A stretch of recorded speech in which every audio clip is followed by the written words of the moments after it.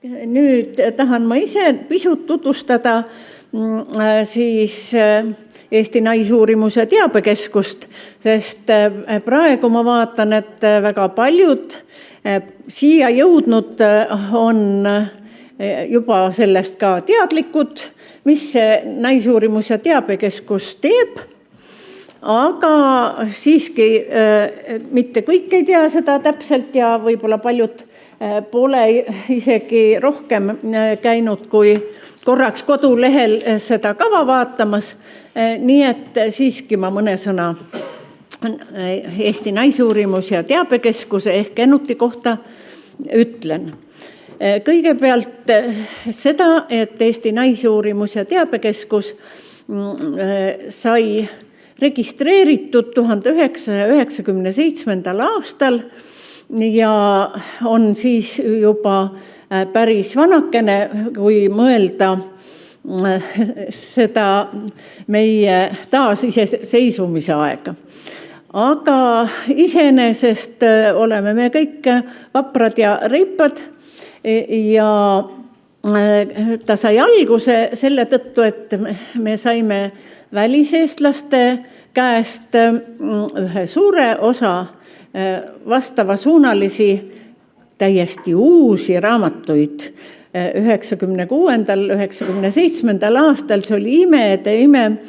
Need olid väga kallid raamatud, me poleks iial ise suutnud neid osta, aga kui nad juba olid teel meie poole, siis muidugi me otsustasime, et me teeme eraldi niisuguse keskuse ja otsisime kohta, kus teha. Me tegime siin Tallinna linna peal kohe päris pikad tiirud ja lõpuks jõudsime Tallinna Pedagoogilisse Ülikooli, kus tolleaegne rektor oli ka spordisotsioloog ja üldse teati midagi ka soolisest võrdõiguslikkusest. Ja siia me oleme pidama jäänud küll meie maja vanasse ossa, aga järgmine etapp oli meil akadeemiline ajakiri Ariadne Lõng. Ja seda oleme me ka visalt tänase päevani suutnud välja anda. Igal aastal otsime selleks raha, sest akadeemiline ajakiri, see on ikka luksuse värke ühele mittetulundusühingule ja kerge see väljaandmine ei ole. 2018. aasta raamat tuli veel ka, või ajakiri tuli ka veel paberil ja praegu me otsime ka sponsoreid, et saaks lisaks sellele interneti väljaandele ka paberil siiski need viimased numbrid ka ära trükkida, aga kuna tööd ja tegemist on nii palju, siis me ei ole veel edukad olnud selle sponsori leidmisel või projekti leidmisel. Ja siis, kuna nüüd raamatukogu, mis on meil Baltimaade suurim eriala raamatukogu endiselt, on küll ka Leedus olemas kogu Euroopa Liidu soolise võrdõiguslikkuse ja võrdõiguslikkuse teemasid käsitlev raamatukogu. Meie nimetame seda EIGES ehk selles Euroopa instituudis.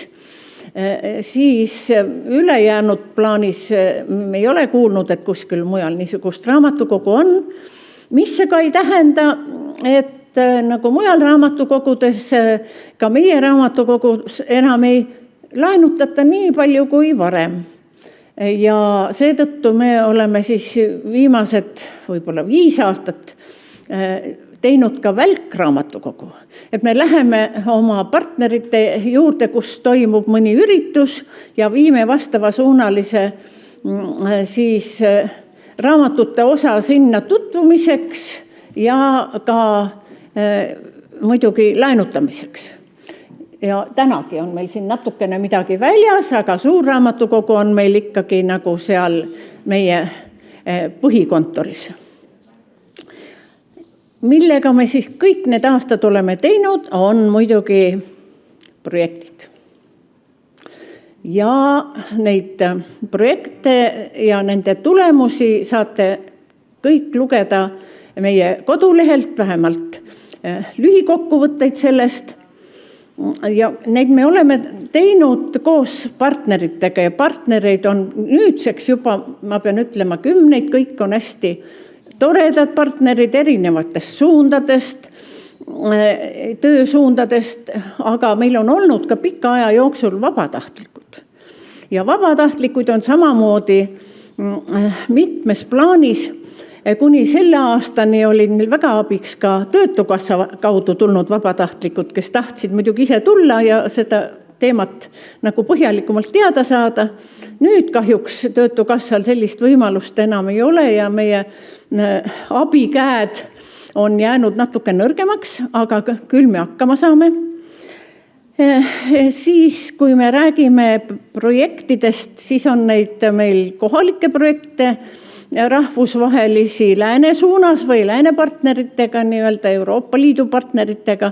Ja meil on aegade jooksul olnud ka palju projekte, kus me oleme toetanud, nagu öeldakse, arengukoostöömaid. See tähendab enamasti meie oma need Euroopa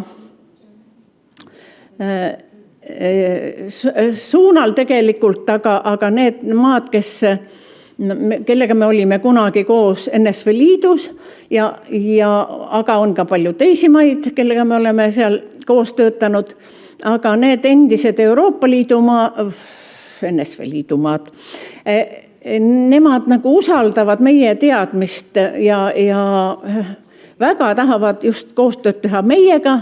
Praegused viimased projektid on mitu Ukraina projekti, oleme saanud aidata, vahepeal olema lihtsalt ka Ukraina naiste jaoks ja meedia naiste jaoks ekstra veel raha kogunud ja lihtsalt ka väiksed summad saatnud sinnapoole. Iga abi on nii teretulnud ja kõige rohkem ilmselt veel on nad õnnelikud, et neid meeles peetakse. Nii et ka praegu just allkirjastasime ühe projekti, mis on ühes regioonis. See regioon on küll sama suur kui terve Eesti kokku, aga Ukraina mõttes ikka keskmine väike. Ja me teeme seal nüüd palju asju, mida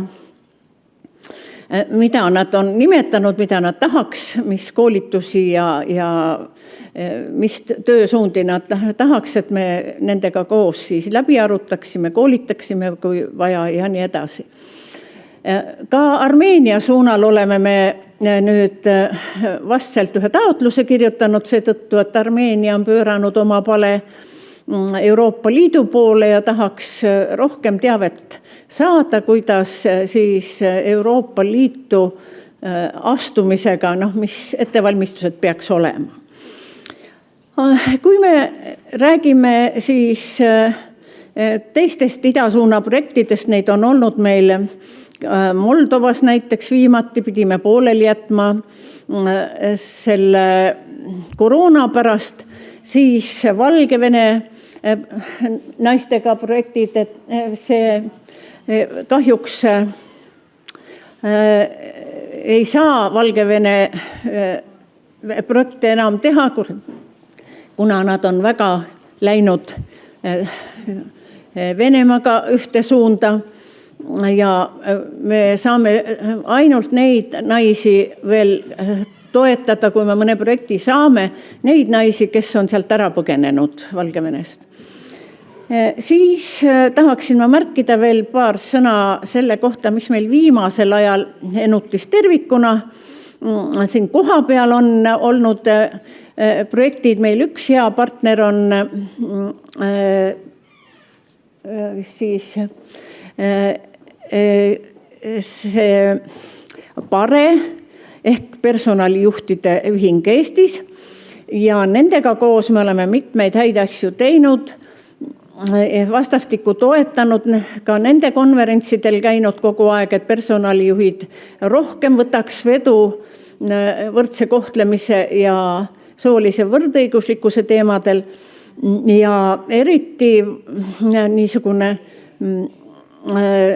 ma ütleks, suur seminar oli meil möödunud aasta detsembris töökiusust selgus, et see on probleem, mis on kogu aeg nagu varjus olnud ja millest tahetakse rohkem teada, tahetakse mõelda, kuidas saaks sellest töökiusust lahti ja seda peaks ka muidugi ettevõtjad väga teadma, et kuidas nende organisatsioon tegelikult toimib ja kui on palju töökiusu, küll märkamatut võib-olla sageli, siis need ettevõtte töötulemused ei ole nii head, kui nad võiksid olla.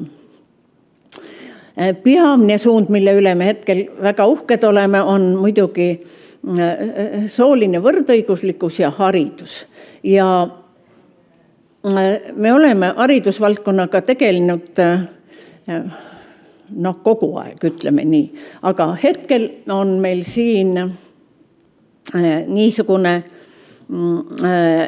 tore projekt just lõppenud nagu soo stereotüüpideta haridus võrdub võrdsemad ja avaramad võimalused noortele. Et seal meil on väga head materjalid, meil on koolitusi tehtud ja ma loodan, et see projekt saab jätku ja koos kas haridusministeeriumiga, majandusministeeriumiga või kõigiga kokku, et me saaks rohkem ja rohkem õpetajaid koolitada, mida nad tõesti on oma tagasiside ankeetides märkinud, et tahaks selle valdkonna koolitust. Ja siis nüüd, nagu igal kevadel, on meil kevadkonverents, ettevõtluskonverentsid on alati sügisel, nii et seda traditsiooni me kindlasti jätkame. Aitäh teile!